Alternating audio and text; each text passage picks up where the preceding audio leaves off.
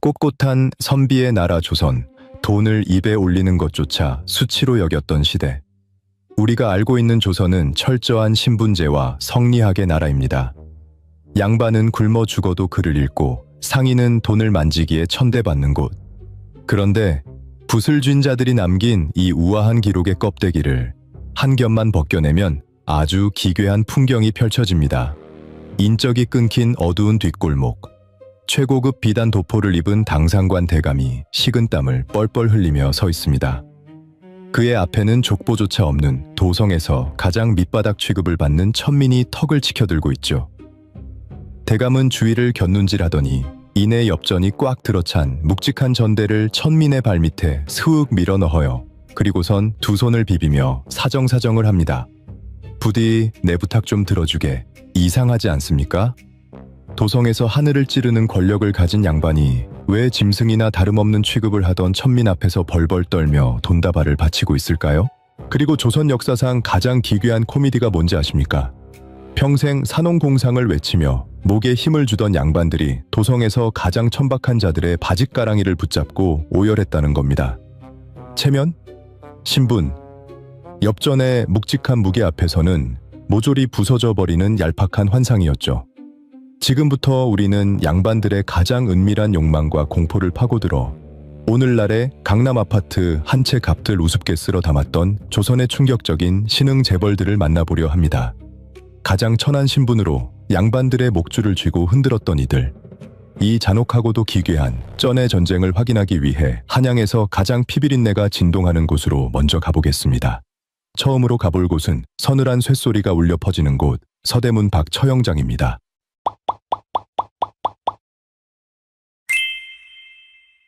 여러분은 지금 서소문 밖 서늘한 칼바람이 부는 처형장 한복판에 서 있습니다. 축축한 흙바닥 위로 비릿한 피 냄새가 훅 끼쳐옵니다. 거구의 사내가 입안 가득 머금었던 막걸리를 시퍼런 칼날 위로 푸 하고 거칠게 뿜어내죠. 구경을 나온 한양 백성들의 숨죽인 시선이 일제히 그 사내의 칼끝을 향합니다. 조선의 사형 집행인 망나니의 등장입니다. 당시 이들은 백정, 무당과 함께 7천반으로 묶인 천민 중의 천민이었습니다. 사람 피를 묻히고 사는 짐승 같은 자들이라며 사대문 안에 집을 짓고 사는 것조차 허락되지 않았죠. 그렇다면 이들은 나라의 가장 무거운 형벌을 대신 집행해 주니까 관청에서 두둑한 특수수당이라도 챙겨줬을까요? 천만의 말씀입니다. 나라에서 이들에게 공식적으로 지급해 준 건 처형이 끝난 뒤 던져주는 밥 한 술과 상평통보 몇 푼이 전부였어요. 월급은커녕 입에 풀칠하기도 힘든 짜디짠 대가였죠. 그런데 여기서 소름 돋는 반전이 일어납니다. 사대문 밖, 이 망나니들이 모여 사는 운막촌을 밤에 가보면 완전히 다른 세상이 펼쳐졌거든요. 다 쓰러져가는 운막 안에서 매일 밤 고기 굽는 냄새가 진동을 합니다. 낮에는 벌레 취급을 받던 이들이 밤이 되면 평민은 만져보지도 못할 최고급 비단옷을 걸치고 기생들을 양옆에 낀 채 수백 양짜리 노름판을 벌이고 있어요. 이들은 도대체 어디서 난 돈으로 이런 유흥을 즐기고 있는 걸까요? 잠시 다시 처형장으로 돌아가 보겠습니다. 처형대 위에는 영모나 중죄로 묶여있는 사형수가 있습니다. 그리고 그 주변에는 눈물범벅이 된 채 엎드려 있는 사형수의 가족들이 있죠. 바로 그 시대 귀족 부럽지 않게 떵떵거리던 양반집 자제들이 지금 진흙탕에 무릎을 꿇고 망나니를 향해 두 손을 비비고 있습니다. 그들의 손에는 엽전과 은자가 가득 든 무거운 전대가 들려있죠. 이들이 망나니에게 몰래 찔러주는 이 피 묻은 돈. 당시 사람들은 이걸 속참행아라고 불렀습니다. 문자 그대로 직역해보면 빠르게 목을 베어주는 대가로 바치는 뇌물. 여러분이 사형수의 가족이라고 해봅시다. 내일 당장 아버지가 혹은 형님이 저 무시무시한 칼날 아래 목을 내놓아야 합니다. 죽는 건 이미 결정됐지만 어떻게 죽느냐가 저 천민의 손끝에 달려있어요. 이 끔찍한 고통을 단일 초라도 줄여주기 위해 여러분이라면 이 순간 얼마를 베팅하시겠습니까? 답이 안 나오는 상황이죠. 전 재산을 팔아서라도 심지어 사채 빚을 내서라도 망나니가 부르는 값을 묻지도 따지지도 않고 맞춰줘야 합니다. 부르는 게 값이었어요. 만약 돈을 주지 않거나 액수가 망나니의 마음에 들지 않으면 어떻게 될까요? 이 처형장은 그 순간부터 생지옥으로 돌변합니다. 돈을 덜 받은 망나니는 절대로 단칼에 사형수의 숨통을 끊어주지 않았습니다. 일부러 칼을 숫돌에 무디게 갈아와서 목이 아닌 어깨나 등을 비스듬히 내리쳤죠. 조용한 처형장 위로 둔탁하게 뼈가 부서지는 소리와 함께 짐승처럼 울부짖는 사형수의 비명소리가 터져 나옵니다. 가족들이 보는 눈앞에서 단번에 죽이지 않고 서서히 사람의 살점을 찢어 죽이는 겁니다. 고통을 극대화하는 가장 잔인한 복수였죠. 어떤 망나니들은 일부러 술에 잔뜩 취한 척 비틀거리며 첫 칼질을 빗맞췄습니다. 그리고 기절할 듯 오열하는 가족들에게 다가가 시퍼런 칼을 바닥에 탁 꽂으며 이렇게 툭 내뱉습니다.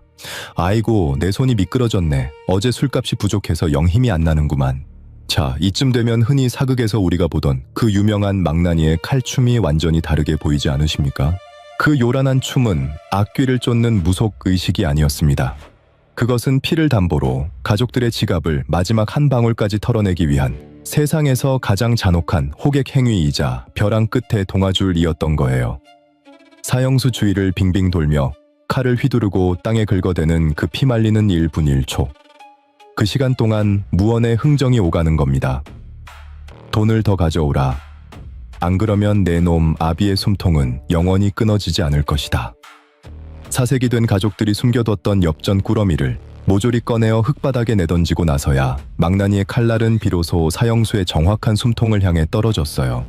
당시 이 속참행하로 오고 간 돈의 규모는 상상을 초월했습니다. 단 한 번의 칼춤에 수십 냥에서 많게는 수백 냥의 은자가 처형장 뒷골목에서 은밀하게 거래되었죠. 현대 가치로 체감해볼까요? 망나니가 칼을 한 번 휘두를 때마다 수백만 원에서 수천만 원의 현금이 그들의 주머니에 꽂히는 셈이었습니다. 평생 글만 읽은 종구품 말단 관료, 아니 더 높은 벼슬의 양반들조차 상상도 못할 억소리 나는 연봉이었죠. 성리학의 예법과 족보가 모든 것을 결정한다고 믿었던 조선. 하지만 그 무명옷을 입고 칼을 든 백정 앞에서는 삼도수군 통제사도 정승판서의 자제도 모조리 지갑을 열고 엎드려야 했습니다. 목숨이라는 가장 극단적인 인지를 잡고 양반의 돈을 짜냈던 망나니들. 가장 천한 자가 양반의 생살 여탈권을 쥐고 권력자처럼 군림했던 이 처형장이야말로 조선 자본주의의 수요와 공급 법칙이 날 것 그대로 작동하던 진짜 시장으로 보이지 않으시나요? 하지만 육체적인 공포로 돈을 쓸어 담은 자들만 있었던 것은 아닙니다. 인간에게는 공포만큼이나 지독한 욕망이 하나 더 있죠. 바로 허영입니다. 이번에는 흙바람 날리는 처형장을 떠나 짙은 분내와 징위한 향기가 진동하는 조선 최상류층의 은밀한 안방으로 들어가 볼 차례입니다. 사각, 사각, 최고급 명주 치맛자락이 바닥에 끌리는 소리, 숨이 막힐 듯 짙은 사약 냄새가 진동하는 이곳은 한양 북촌에서 가장 잘나가는 대감마님의 으리으리한 기와집 안방입니다. 내일은 바로 이 댁 고명딸의 혼례가 있는 날이죠. 그런데 방 안의 풍경이 뭔가 아주 기묘합니다. 조선 최고 명문가의 안방마님이 족보조차 불분명한 천민 출신의 중년 여인 앞에서 안절부절 못하며 굽신거리고 있거든요. 수모, 내 자네만 믿네. 내일 우리 아이의 머리가 판서댁 여식보다 무조건 한 뼘은 더 높고 화려해야 하느니라. 돈은 얼마든지 줄 테니. 대감마님의 애타는 부탁에도 이 중년 여인은 콧방귀를 뀌며 느긋하게 곰방대 연기를 허공에 길게 뿜어낼 뿐입니다. 대체 천대받던 여인이 양방과 안방에서 상석에 앉은 이유가 뭘까요? 그녀의 직업은 바로 수모. 오늘날로 치면 대한민국 상위 0.1% 재벌가 사모님들만 상대하는 하이엔드 웨딩 플래너이자 명품 브로커였습니다. 그녀의 손끝에서 빚어지는 단 하나의 아이템이 그 가문의 위상과 자존심을 통째로 결정지었기 때문에 안방마님도 함부로 할 수 없었죠. 그 아이템이 바로 사극에서 흔히 보던 거대한 가짜 머리 장식, 가채입니다. 당시 제대로 된 가채 하나의 가격은 무려 70냥에서 80냥, 최고급은 수백 냥을 호가하기도 했습니다. 이 숫자가 체감이 잘 안 오시나요? 당시 한양도성의 번듯한 기와집 한 채 값이 대략 30냥이었습니다. 수모가 따 올려주는 저 가짜 머리 하나가 기와집 세 채 값, 즉 지금 물가로 환산하면 아파트 세 채를 통째로 머리에 이고 걷는 것과 같았던 거죠. 수모들은 이 어마어마한 사치품을 독점 공급하고 머리를 만져주는 대가로 상상을 초월하는 수수료를 챙기며 막대한 부를 긁어 모았습니다. 하지만 끝을 모르고 치솟던 이 허영심의 뒤편에는 비극적인 스토리도 있었어요. 조선 후기 실학자 이익의 성호사설에는 눈을 의심케 하는 끔찍한 야사 하나가 기록되어 있습니다. 이제 막 13살이 된 앳된 신부가 혼례를 치르고 시아버지를 처음 뵙는 자리. 가늘고 여린 소녀의 목 위에는 가문의 체면이라는 이름으로 덧씌워진 거대한 가채가 위태롭게 얹혀 있습니다. 그리고 잠시 후 방문을 열고 들어오는 시아버지를 향해 신부가 예의를 갖춰 자리에서 일어서려는 찰나였어요. 우두둑! 순간 방 안의 모든 사람의 숨이 멎었습니다. 무거운 가채의 무게를 이기지 못한 13살 소녀의 목뼈가 그대로 꺾여버린 거예요. 바닥에 쓰러진 소녀의 고개가 기괴하게 꺾인 채 화려한 진주 장식 위로 검붉은 피가 번져나갑니다. 혼례날이 초상날이 되어버린 끔찍한 비극. 도대체 그들은 이깟머리 장식 하나에 왜 이렇게까지 목숨을 걸었을까요? 조선의 양반들에게 가채는 단순한 치장 도구가 아니었습니다. 우리 가문이 이 정도의 부유함과 권력을 가졌다는 것을 만천하에 과시하는 무기 중 하나로 이 가채를 사용했죠.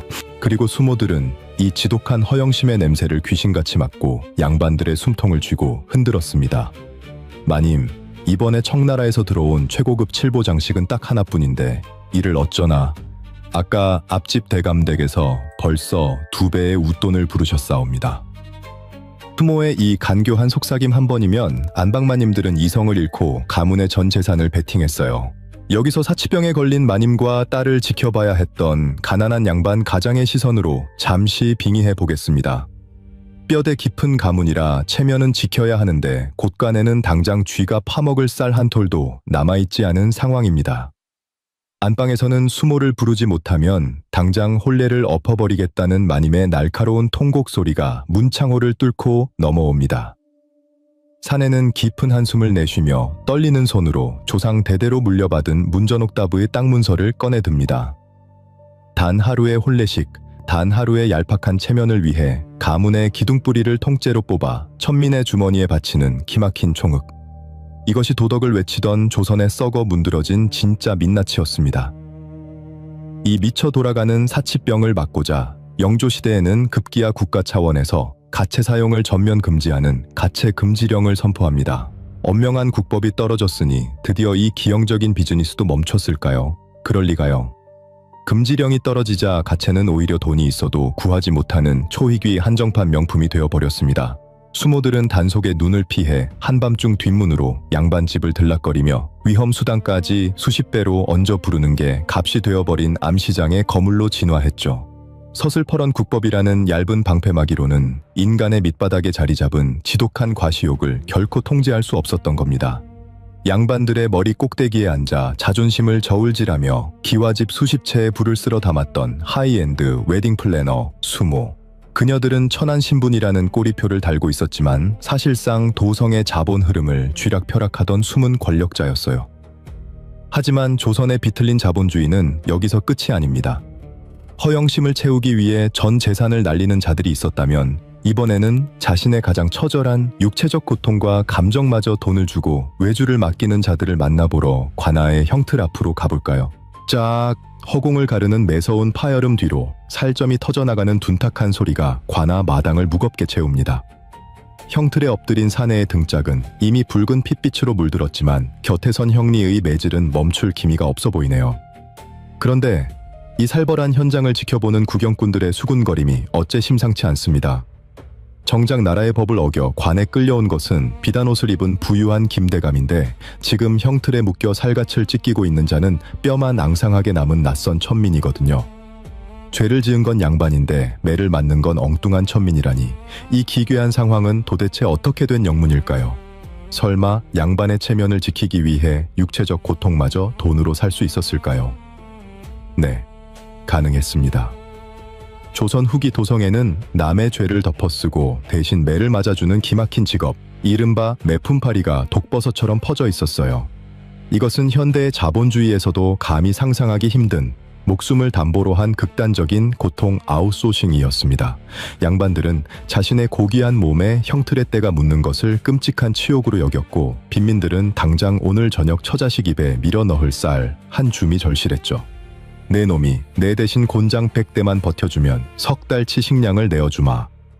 이 악마적인 거래가 성사되면 메푼파리는 관아 문 앞에서 자신의 이름을 버리고 대감의 신분으로 위장한 채 기꺼이 형틀 위로 기어 올라갔습니다. 그렇다면 형틀 위에서 몽둥이를 내리치는 형조 관리들은 이 어설픈 연극을 정말 몰랐을까요? 눈과 귀가 있는 관리들이 명색이 양반이라는 자가 하루아침에 비루먹은 천민의 얼굴로 바뀌어 나타난 것을 모를 리 만무했어요. 하지만 관복을 입은 자들은 입을 굳게 다문 채 그저 기계적으로 몽둥이를 내리쳤습니다. 메푼파리가 목숨을 걸고 받은 뒷돈의 상당수가 이미 그들의 소매 속으로 묵직하게 찔러 들어간 상태였기 때문이죠. 법의 저울을 쥐고 있어야 할 관아조차 전의 전쟁이 만들어낸 뇌물사슬에 완벽하게 포섭되어 있었던 겁니다. 그런데 도대체 메푼파리에 뛰어든 자들은 곤장백대면 목숨이 왔다 갔다 하는데 이 위험한 짓을 왜 했을까요? 박지원의 소설 허생전을 보면 가난에 찌든 아내가 허생의 등짝을 치며 정할 게 없으면 메푼파리라도 하라고 악을 쓰는 대목이 등장합니다. 소설의 소재로 쓰일 만큼 흔한 비즈니스였지만 사실 형틀 위에 눕는다는 것은 벼랑 끝에 선 자들의 러시안 룰렛과 다름없었어요. 당시 형벌에 쓰인 몽둥이는 성인의 팔뚝보다 굵었고 단 몇 대만 맞아도 뼈가 으스러지며 내장이 파열되는 치명상을 입었거든요. 실제 야사의 기록을 보면 곤장을 대신 맞고 집으로 돌아온 메푼파리 중 19은 장독으로 시름시름 앓다 세상을 떠났다고 합니다. 남의 죄를 고스란히 짊어지고 얻은 피 묻은 쌀자루를 가족에게 던져준 채 정작 본인은 차가운 방바닥에서 숨을 거두는 비극이 도처에서 벌어졌죠. 신분제도와 사법제도 속 허점들, 이로 인해 육신의 고통마저 철저하게 돈으로 환산해버린 조선의 일그러진 뒷골목. 그러나 돈을 쥔 자들이 외주를 준 것은 비단 고통뿐만이 아니었습니다.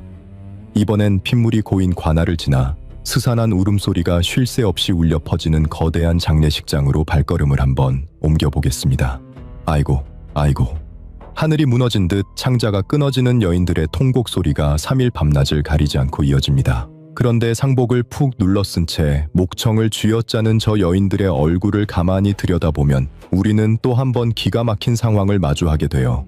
바닥을 치며 울부짖는 저 여인들의 정체는 죽은 대감과는 피 한 방울 섞이지 않은 완벽한 남이라는 사실. 그렇다면 그녀들은 누구길래 생판 모르는 남의 장례에 와서 몇 날 며칠 곡을 하고 있는 걸까요? 이들의 정체는 바로 돈을 받고 남의 장례식장에서 대신 울어주는 곡비라는 직업을 가진 자였습니다. 엄격한 예법을 따르던 조선에서 양반들은 부모가 돌아가시면 무려 3년 동안 상복을 입고 곡을 해야 하는 억압적인 굴레에 묶여 있었습니다. 하지만 평생 애헴하고 헛기침만 하던 그들이 남들 앞에서 콧물을 흘리며 소리내어 우는 것을 체면 깎이는 일로 여겼고 무엇보다 매일 울부짖을 체력도 없었죠. 그래서 그들은 자신들의 머리에서 나온 가장 기발하고도 위선적인 꼼수를 실행에 옮깁니다. 내가 흘려야 할 눈물과 쏟아내야 할 목소리를 엽전을 주고 사버리자. 물론 곡비들은 앞서 살펴본 가채 중개인 수모처럼 기와집을 살 만큼 엄청난 부를 축적하지는 못했습니다. 하지만 이 기괴한 직업의 생태계는 당시 양반사회의 뼛속 깊은 모순을 가장 날카롭게 보여줍니다. 곡비의 목에서 터져 나오는 가짜 눈물은 결코 망자의 넋을 기리기 위한 애도가 아니었으니까요. 우리 가문이 이렇게 성대하고 흠결 없이 장례를 치르고 있다는 것을 대문 밖의 사람들에게 증명하기 위한 철저히 산자들의 거대한 과시용쇼였을 뿐이죠. 부모의 장례식조차 한편의 완벽한 비즈니스로 전락시켜버린 그들의 이중성, 슬픔마저 돈으로 사고 파는 사회, 기분이 어떠신가요? 하지만 양반들의 이 얄팍한 틈새를 파고든 직업은 육체와 감정의 영역에서 멈추지 않았습니다. 마지막으로 만나볼 직업은 그들이 가장 고결하다고 믿었던 영역, 바로 지식과 사상의 세계를 돈으로 털어버린 조선 최고의 지식 브로커를 만나러 가보겠습니다. 사방이 고요한 한밤중 은은한 묵향이 번지는 북촌의 어느 으리으리한 사랑방. 문창호 위로 어른거리는 등잔불 아래 낮에는 조정에서 호령하는 정일품 대감이 마른 침을 삼키며 숨을 죽인 채 누군가를 기다리고 있죠. 이윽고 뒷문이 조심스럽게 열리고 커다란 보따리를 짊어진 허름한 차림의 사내가 소리 없이 방 안으로 스며듭니다. 보따리가 풀리며 사각사각 빳빳한 종이 넘기는 소리가 울려 퍼지자 대감의 점잖았던 눈빛이 야수의 그것처럼 탐욕스럽게 번뜩이기 시작합니다. 이게 명나라에서 그리 유명하다는 그 서책이냐? 인터넷도 없던 시대, 청나라 베스트셀러가 어떻게 한양에 퍼졌을까요? 그 해답이 바로 지금 보따리를 풀고 있는 사내 조선에 걸어다니는 지식 브로커 책회에게 있습니다. 우리는 흔히 상인이라고 하면 저작거리에서 땀을 흘리며 목청을 높여 물건을 파는 모습을 떠올리죠. 하지만 이들은 무거운 책더미를 짊어지고 한양의 내로라 하는 대감집 사랑방을 직접 방문해 철저한 1대1 프라이빗 영업을 뛰는 고위급 중개상들이었어요. 당시 한양 도성에는 조신선이라 불리는 아주 전설적인 실존 책회가 있었습니다. 수염을 길게 흩날리며 동해 번쩍 서해 번쩍 나타나던 그는 도성 안 대감집들의 서재에 어떤 책이 꽂혀 있는지 모조리 외우고 다녔던 기인이라고 해요. 심지어 어느 가문에 몇 번째 서가, 몇 번째 칸의 빈자리가 있는지까지 완벽하게 꿰뚫고 있었다고 하죠. 오늘날로 치면 VIP 고객의 독서 취향과 소유욕을 분석해 가장 치명적인 타이밍에 맞춤형 상품을 꽂아주는 살아있는 유튜브 알고리즘 그 자체나 다름없는 셈인 거예요. 대감마님, 이 책은 안동 김씨 댁에도 아직 들어가지 않은 명나라 최신 판본이옵니다. 이번에 연행사를 통해 딱 한 권 들어왔지요. 이 은밀한 속삭임 한 번에 점잖은 선비들의 지갑은 속수무책으로 열렸습니다. 그렇다면 영의정조차 책장수 앞에서 헛기침을 멈춘 이유는 무엇일까요? 책회가 파는 물건이 단순한 종이 묶음이 아니라 남들이 구하지 못하는 희귀한 지식과 독점적 권력이었기 때문입니다. 조선시대의 활자로 반듯하게 찍어낸 책은 노비 몇 명의 몸값이나 기와집 한 채에 버금가는 어마어마한 사치품이었습니다. 이 책을 가져야만 내가 저 라이벌 가문보다 지적으로 우월해진다는 권력자들의 치열한 허영심을 책회들은 핀셋으로 집어내듯 정확히 자극했던 겁니다. 하지만 이 비즈니스의 진짜 황금알은 사서삼경 같은 양지에 있는 책들이 아니었어요. 융통성 없는 양반이라 하더라도 낮에는 공자맹자의 낡은 도덕을 읊어야 하지만 밤이 되면 숨 막히는 예법의 굴레를 훌훌 벗어 던지고 자극적이고 새로운 이야기에 목이 마르지 않겠습니까? 책회들은 바로 이 끈적한 욕망의 틈새를 파고들어 도성 전체에 거대한 지하 정보망을 구축하기 시작했습니다. 그들은 당시 나라에서 엄격하게 금지한 불온서적, 즉 금서를 은밀하게 유통하는 운영자들이기도 했어요.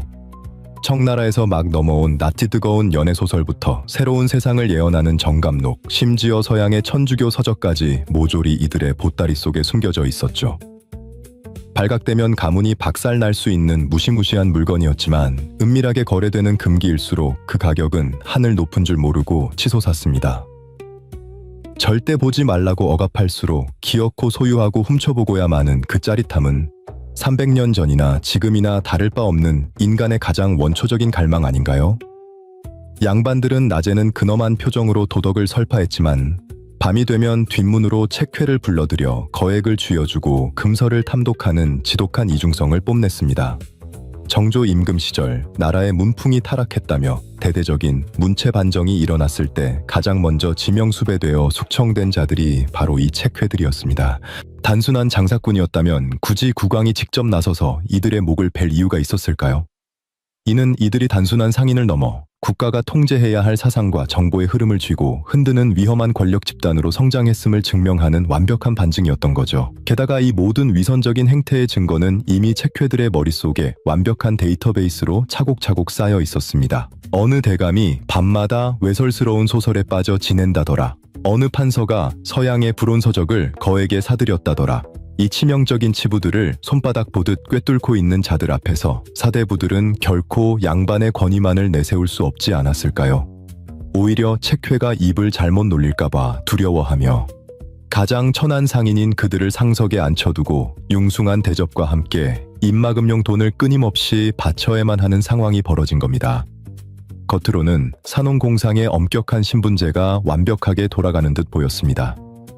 하지만 닫힌 방문 너머의 실상은 지식과 약점을 자본으로 둔갑시킨 상인들이 양반들의 목줄을 단단히 쥐고 흔드는 기괴한 권력의 역전 현상이 벌어지고 있었어요.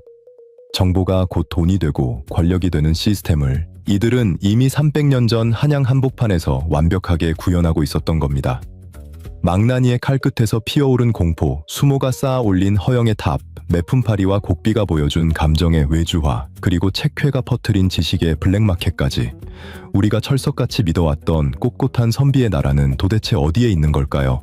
이제 우리는 조선이라는 거대한 무대를 지배했던 진짜 권력의 정체를 마주할 마지막 순간에 도착했습니다. 이 모든 기상천외한 직업들이 우리에게 던지는 서늘한 메시지는 과연 무엇일까요? 낭낭한 글 읽는 소리가 흙담을 넘나드는 한낮의 평화로운 북촌. 하지만 태양이 지고 어둠이 깔리면 이 도성은 완전히 다른 규칙으로 돌아가는 거대한 암시장으로 돌변했습니다. 서늘한 칼날 위로 피와 함께 떨어지는 엽전 꾸러미의 둔탁한 소리, 기와집 몇 채가 오가는 은밀한 뒷방의 귓속말, 그리고 피 묻은 곤장 아래서 목숨을 담보로 맺어지는 서늘한 거래들. 우리는 지금까지 도덕의 나라 조선의 짙은 그림자 속에서 가장 기괴하고도 노골적으로 돈을 쓸어 담았던 이들을 숨죽여 지목해왔습니다. 그렇다면 이쯤에서 우리의 뇌리를 강하게 때리는 묵직한 질문 하나를 던지지 않을 수 없습니다. 도덕과 예법이 목숨보다 중요했다던 가장 꼿꼿했던 이 나라를 진짜 지배한 것은 과연 고결한 핏줄이었을까요? 아니면 차가운 엽전이었을까요? 조선의 양반들은 겉으로는 산업공상의 낡은 법도를 내세웠습니다. 학문을 숭상하고 장사꾼을 경멸하며 천민을 벌레 보듯 취급하는 고고한 학의 흉내를 냈죠. 하지만 그들이 그토록 목숨 걸고 지키려 했던 명문가의 체면이라는 환상을 유지하기 위해서는 역설적이게도 자신들이 그토록 경멸하던 어마어마한 자본이 쉴 새 없이 쏟아져 들어가야만 했습니다. 이 모순의 틈새를 날카롭게 파고든 것이 바로 도성의 밑바닥에서 끈질기게 꿈틀대던 새로운 포식자들, 즉 신흥 자본가들이었어요. 이 기상천외한 직업을 가진 자들은 쌀이나 포목 같은 뻔한 물건을 팔지 않았습니다. 그들이 상품화하여 팔아치운 것은 바로 인간의 가장 나약하고도 끈적한 3대 본성이었죠. 하지만 한 줄로 정리해보자면 양반들은 환상에 불과한 체면을 지키기 위해 자신들의 진짜 힘인 자본을 스스로 천민들의 입에 우겨넣고 있었던 겁니다. 여기서 모순이 발생하는데요. 양반들은 자신들의 특권과 권위를 만천해 과시하기 위해 가장 비싼 가채를 머리에 올리고 희귀한 금설을 앞다투어 사들이고 심지어 가난한 자를 세워 대신 매를 맞게 했습니다. 하지만 얄팍한 권위를 돈으로 뽐내면 뽐낼수록 조상대대로 물려받은 그들의 실제 곳간은 무섭게 텅텅 비어가는 촌극, 반대로 사람 대접조차 받지 못했던 이 땅의 가장 비천한 자들은 양반들의 그 지독한 허영심과 위선의 거머리처럼 기생하여 도성의 막대한 부를 블랙홀처럼 빨아들였습니다. 이것은 단순한 돈의 이동이 아니라 조선의 신분제가 시스템 내부에서부터 스스로 붕괴하고 있었다는 치명적인 증거였던 셈입니다. 인간의 나약함을 쥐고 흔든 이 은밀한 브로커들이야말로 산업공상이라는 신분제의 껍데기를 파먹고 자라난 진짜 실세이자 숨은 권력이었던 거죠. 이제 우리 눈앞에는 가장 기괴하고도 서늘한 대비가 펼쳐집니다. 어두운 방 안, 조상대대로 물려받은 빛바랜 족보를 끌어안은 채 텅 빈 쌀독을 바라보며 굶주린 배를 움켜쥔 가난하고 무능한 양반. 그리고 그 대문 밖에서 최고급 비단옷을 휘감고 번쩍이는 엽전 꾸러미에 묵직한 무게를 저울질하며 양반집 낡은 담장을 향해 통쾌한 조소를 날리는 천민. 신분이라는 허상과 자본이라는 실체가 완벽하게 자리를 뒤바꾼 이 기막힌 풍경. 이것이 바로 입으로는 공자맹자를 외쳤으나 속으로는 그 어느 나라보다 잔혹한 쩐의 전쟁을 치러야 했던 자본주의 국가 조선의 진짜 얼굴이었습니다.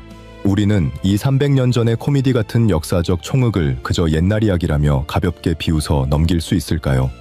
모두가 평등하다는 민주주의 시대, 300년이 지난 지금 우리의 계급장은 과연 무엇으로 만들어져 있을까요? 신분제라는 제도는 이미 사라진 지 오래지만 우리는 그 시대의 양반님들처럼 타인의 시선을 위해 무리해서 빚을 내 명품을 휘감고 비싼 차와 아파트로 자신의 가치를 증명하려 애씁니다. 그리고 세상 어딘가에는 그 불안감과 과시욕을 교묘하게 부추기며 막대한 부를 축적하는 거대한 욕망의 시스템이 지금 이 순간에도 숨가쁘게 돌아가고 있죠. 어쩌면 우리는 아직도 형태만 바뀐 가채를 머리에 이고 보이지 않는 현대판 수모와 책회들에게 기꺼이 영혼과 지갑을 털리며 살아가고 있는지도 모르겠습니다. 서늘한 칼춤으로 피와 돈을 뜯어낸 망나니, 수십억 원짜리 가채를 얹어준 수모, 목숨을 담보로 매를 맞은 매품파리와 눈물을 판 곡비, 그리고 금서를 유통한 책회. 인간의 본성을 꿰뚫었던 이 기상천외한 직업들 속에서 여러분은 조선의 어떤 욕망이 가장 충격적이고 소름 끼치셨나요? 지금 여러분의 솔직한 생각을 댓글로 남겨주세요. 인간의 욕망이 춤추는 역사의 뒷골목, 지금까지 호기심사록이었습니다.